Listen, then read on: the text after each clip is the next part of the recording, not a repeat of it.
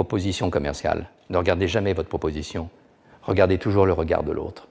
Comment il la reçoit. On donne avec les yeux, c'est-à-dire le cœur. On reçoit avec les yeux, c'est-à-dire le cœur et l'âme.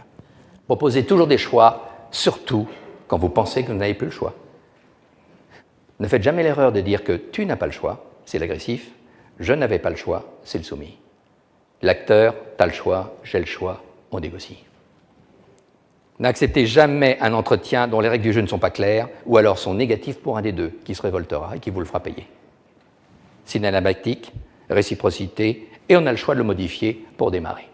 Tu négocies avec quelqu'un, très difficile, il est sur ta ligne d'épaule en plus, tu as du mal à le voir, tu le contres, ne fais jamais l'erreur d'essayer de le regarder, parle à la salle. Mon collègue préfère une intervention sur le marché chinois, j'explique au CODIR pourquoi je préfère une intervention sur le marché indien.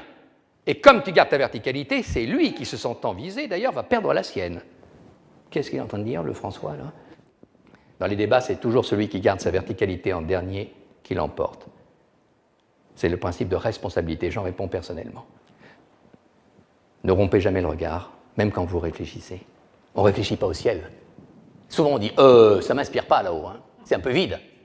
Et puis sous terre, je ne suis pas pressé d'y aller.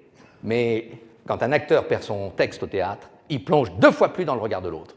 Et dans le regard de l'autre, il s'inspire de son client, il s'inspire de ses collaborateurs, il est inspiré.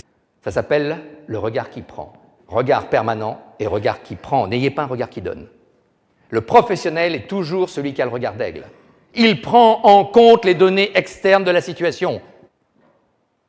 Le pouvoir ne se prend pas par les gestes, il se prend par la voix, à condition qu'elle ait des contrastes et surtout des toniques. Tu as des types qui lèveront le doigt pendant toute leur vie et qui n'auront jamais la parole, même au comité de direction.